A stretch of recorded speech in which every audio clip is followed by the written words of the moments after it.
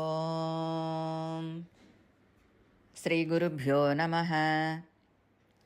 వాగర్ధావివ సంపృక్తౌ వాగర్ధప్రతిపత్తయే జగతః పితరౌ వందే పార్వతీ పరమేశ్వరౌ. ఈరోజు మనం మంకణ మహర్షి గురించి తెలుసుకుందాం. మాతరిశ్వుడు అను మహర్షికి సుకన్యకు జన్మించిన కుమారుడే ఈ మంకణ ముని. వామన పురాణం ప్రకారం కశ్యప మహర్షి మానసపుత్రుడు. ఈయనకు మంకణుడు అను పేరు కూడా కలదు. ఈయన గొప్ప సిద్ధ మహర్షి. పెరిగి పెద్దవాడైన తరువాత తల్లిదండ్రుల అనుమతితో సప్త సారస్వతము అను తీర్థస్థలమునందు తన తపోనిమిత్తమై ఒక ఆశ్రమమును నిర్మించుకున్నాడు. సత్యయుగమునందు ఉన్నవాడు.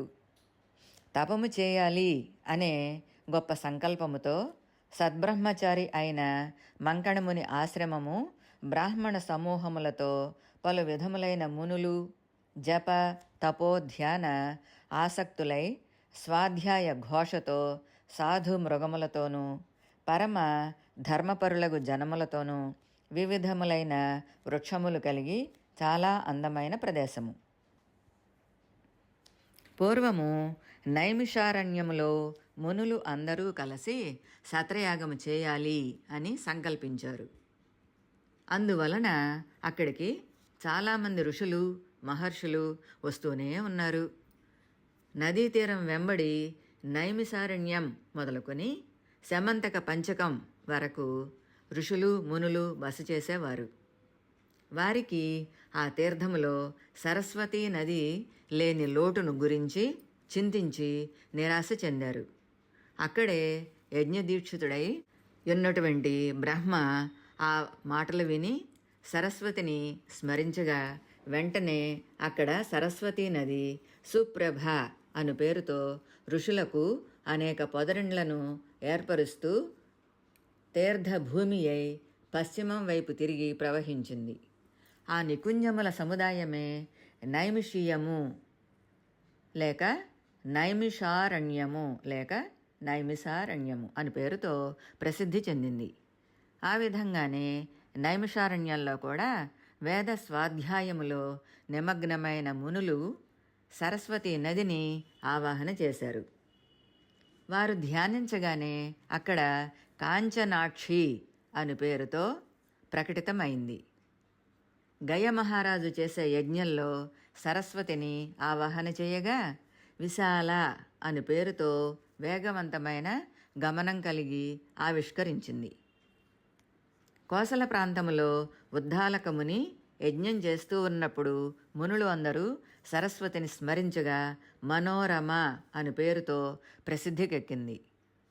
కురుక్షేత్రంలో కురురాజు యుద్ధం చేస్తూ ఉండగా ఆ వృషభ ద్వీపంలో సురేణు అను పేరుతో ప్రాదుర్భవించింది. గంగాద్వారములో దక్ష ప్రజాపతి యజ్ఞం చేస్తూ ఉన్నప్పుడు సరస్వతిని స్మరించగా సురేణువు అను పేరుతో ప్రకటితమైంది. మరొకసారి కురుక్షేత్రంలో వశిష్ఠుడు యజ్ఞం చేస్తూ సరస్వతిని ఆవాహనం చేయడం వల్ల ఓఘవతి అను పేరుతో ప్రాదుర్భవించింది.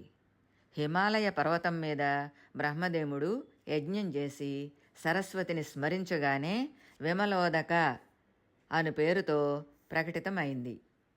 ఇవన్నీ కూడా సప్త సారస్వతుల నామాలు. ఆ నామాలను ఇంకొకసారి చూద్దాం. సుప్రభ, కాంచనాక్షి, విశాల, మనోరమ, సురేణు, సురేణువు, ఓఘవతి, విమలోదక. ఈ 7 కూడా సప్త సారస్వతుల నామాలు. వీటి వలననే పరమ పవిత్రమైన సారస్వత తీర్థం అని ప్రసిద్ధికెక్కింది. ఈ 7 నదులు కలిసిన ప్రదేశమైన సప్త సారస్వత తీర్థం అనే చోట మంకణముని నిర్మించుకున్న ఆశ్రమ ప్రాంతం అని మనకు మహాభారతం వల్ల తెలుస్తోంది. అస్ఖలిత బ్రహ్మచారి కౌమార దశలో ఉన్న మంకణముని ఒకనాడు సరస్వతీ నదిలో స్నానం చేస్తూ ఉండగా కొందరు అప్సరసలు ఆయనకు సమీపముననే కనిపించారు. వారిని చూడగానే మంకణమునికి వీర్యస్ఖలనం అయ్యింది. మహాతపస్వి అయిన ఆ ముని దానిని ఒక కలశములో విడిచి కాపాడాడు. ఆ కలశములో ఆ వీర్యము 7 ముక్కలుగా అయ్యి దాని నుండి వాయువేగుడు, వాయుబలుడు, వాయుఘ్నుడు, వాయుమండలుడు, వాయుజ్వాలుడు, వాయురేతుడు, వాయుచక్రుడు అను 7 మహర్షులు జన్మించారు. వీరే మరుద్గణములకు తండ్రులు. దీనివలన మంకణముని మహిమ ముల్లోకములలోనూ వ్యాపించింది. తపోధనుడైన మంకణ మహర్షికి ఒకనాడు కుశాగ్రంతో చేయి కోసుకుంది. అందులో నుంచి ఆ శాకరసం స్రవించడం చూసి ఆనందంతో నాట్యం చేయసాగాడు. ఆ నాట్య ఉద్ధతికి స్థావర జంగమాలు అన్నీ కూడా నాట్యం చేయడం మొదలుపెట్టాయి. ఇలా ఆయన తేజస్సుకు జగత్తు అంతా కూడా నాట్యం చేయడంతో బ్రహ్మాది దేవతలు, తపోధనులైన ఋషులు అందరూ కలిసి మహాదేవుడగు శివుని దర్శించి మంకణముని నృత్యము వలన కలిగిన లోకోపద్రవమును చెప్పి ఆయన నృత్యమును నివారించమని ప్రార్థించారు. మహేశ్వరుడు వారికి అభయం ఇచ్చి మంకణ మహర్షి వద్దకు వచ్చి, ఓ మునిసత్తమా, ధర్మపథాన నడుచుచూ ఉన్నటువంటి నీకు ఇంతటి హర్షాతిరేకం కలుగుటకు కారణం ఏమిటి అని అడిగాడు. దానికి మంకణముని మహేశ్వరునితో, భగవాన్, నా చేతి నుండి కారుతూ ఉన్న శాఖ రసం చూసి నేను ఆనందంతో గంతులు వేస్తున్నాను అన్నాడు.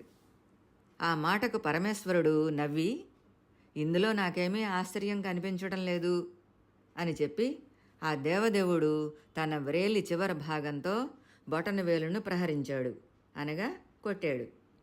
అందులో నుంచి తెల్లని మంచులాంటి భస్మం బయటకు వచ్చింది. అది చూచి మంకణముని మహేశ్వరుని పాదాల మీద వ్రాలి తనను క్షమించమని, తన తపఃప్రభావము నశించకుండా అనుగ్రహించమని వేడుకున్నాడు. శివుడు ప్రసన్నుడై, నీతో పాటు ఈ ఆశ్రమంలో నేను కూడా ఎల్లప్పుడూ ఉంటాను. సప్త సారస్వత క్షేత్రాల్లో స్నానం చేసి నన్ను అర్చించిన వానికి ఇహపర లోకాలలో లభించనిది ఏదీ ఉండదు. శివానుగ్రహం వల్ల అలాంటి వారు అదృష్టవంతులై సర్వోన్నత పదం పొంది స్వర్గ సౌఖ్యాలు అనుభవిస్తారు అని వరం ఇచ్చి ఆయన చేత నృత్యం మాన్పించాడు శివుడు. ఈ విషయాలు మనకు వామన పురాణం ద్వారాగా తెలుస్తున్నాయి. కాలక్రమంలో మంకణ మహర్షి ఒక కన్యను వివాహమాడి గృహస్థ ధర్మములో భాగంగా ఒక పుత్రుడు కలిగాడు. అతని పేరు ఆకధుడు. ఈ ఆకధుడు పెరిగి పెద్దవాడై సుశోభన అను ఆమెను వివాహం చేసుకున్నాడు. తపోజీవనంతోనూ గృహస్థ జీవనంతోనూ కలిపి కపోత వృత్తిలో జీవిస్తున్నాడు. ఆ దంపతులకు యదృచ్ఛాలాభ సంతుష్టి, న్యాయపథ గమనము అను 2 వారికి సంసారమున ముక్తి సాధనములు అయ్యాయి. అన్యాయమున లభించినది వారు ముట్టుకోరు. ఇలా ఉండగా వారికి ఒక రోజున అన్నం దొరకలేదు. దానితో వారు 5 దినములు ఉపవసించగా 6వ రోజున వారికి కొంచెం అన్నం లభించింది. అదే 10,000 అనుకుని దేవతార్చన విధులు నిర్వర్తించిన తరువాత ఆ అన్నము 2 భాగములు చేసి తన భర్తకు ఆకు వేసి సగభాగము తినమని వడ్డించింది. ఆ సమయంలో అమ్మా అతిథిని అను కేక వినపడగా ఆకధుడు వెంటనే లేచి వెళ్ళి ఆ అతిథిని సగౌరవముగా తీసుకుని వచ్చి తన కోసం వడ్డించిన ఆహారాన్ని ఆయనకు పెట్టగా ఆ అతిథి దానిని ఆరగించి ఆ దంపతులను ఆశీర్వదించి వెళ్ళిపోయాడు. మరల అంగవికలుడు అయిన అతిథి రాగా ఆయనకు మిగిలిన సగభాగమును 2 భాగములు చేసి ఒక భాగము అతిథికి పెట్టి మిగిలిన సగభాగము నీవు తిను అని తన భార్యతో అన్నాడు. దానికి ఆ సాధ్వి, మీరు ఇరువురకు వడ్డిస్తాను, కూర్చోండి, తినండి అని అంది. ఆ మాటలకు ఆనందించిన ఆ కథుడు గృహస్థ ధర్మము అతిథి పూజ కావున ముందు మనము అతిథికి పెట్టి మిగిలినచో మనం తిందాం అన్నాడు. ఆ అతిథి అన్నం భుజించిన తర్వాత వారి అతిథి పూజకు ఆనందించి అతిథిగా వచ్చిన శివుడు అక్కడ ప్రత్యక్షం అయ్యాడు. వారు ఆయన పాదములపై వ్రాలి అతని పదపంకజముల మీద భక్తిని ఇమ్మని కోరగా వారికి ఆ వరం ఇచ్చి శివుడు అంతర్ధానం అయ్యాడు అని పద్మపురాణం వల్ల తెలుస్తోంది. ఆర్యావర్తము అనే చోట మంకణ మహర్షి నమశివాయ మంత్రజపంతో తపోనిష్టలో ఉండగా అతని శరీరం సూర్య సమాన తేజోవంతం అయింది. అందువల్ల ఆయన భక్తి పారవస్యంతో తాండవం చేస్తున్నాడు. ఆయన భక్తికి మెచ్చి శివుడు ప్రత్యక్షమైన మంకణముని తన తాండవాన్ని ఆపలేదు.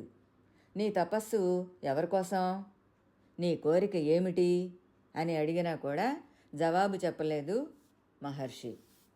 దానితో శివుడు ఉగ్రుడై 1000 శిరస్సులు 1000 చేతులు 1000 కాళ్లతో విరాట్ రూపముతో తాండవం చేస్తూ ఉండగా ఆయన పక్కన ఒక స్త్రీమూర్తి కూడా ఉండి నాట్యం చేస్తోంది.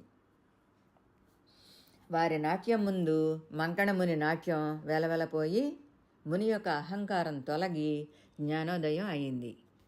శివునికి సాష్టాంగ నమస్కారం చేశాడు మంకణముని. ఆయన పరమేశ్వరుని క్షమించమని కోరాడు. అప్పుడు పరమశివుడు సర్వ ప్రాణులలో ఉన్న జీవాత్మను నేనే, మహాతాండవల్లా కనిపించిన ఆ దేవి ప్రకృతి మాత, లింగస్వరూపుడినైన అర్ధనారీశ్వరుడిని అయినా మహాతాండవం చేసిన నటరాజుని అయినా కూడా నేనే అన్నాడు. అలా నీలకంఠుడు నటరాజు అవతారాన్ని ధరించినవాడై వారితో నన్ను ఉపాసించి శివసాయుధ్యం పొందు అని చెప్పాడు అని మనకు శివపురాణం వల్ల తెలుస్తోంది. ఈ మంకణ మహర్షికి జన్మించిన 7 కుమారులతో పాటు కదలీగర్భ అనే కుమార్తె కూడా ఉంది అని మనకు తెలుస్తోంది. ఈమె మంకణుడికి మేనకకు పుట్టినది అని మహాభారతం ద్వారాగా తెలుస్తోంది. ఓం మంకణ మహర్షియే నమః. స్వస్తి.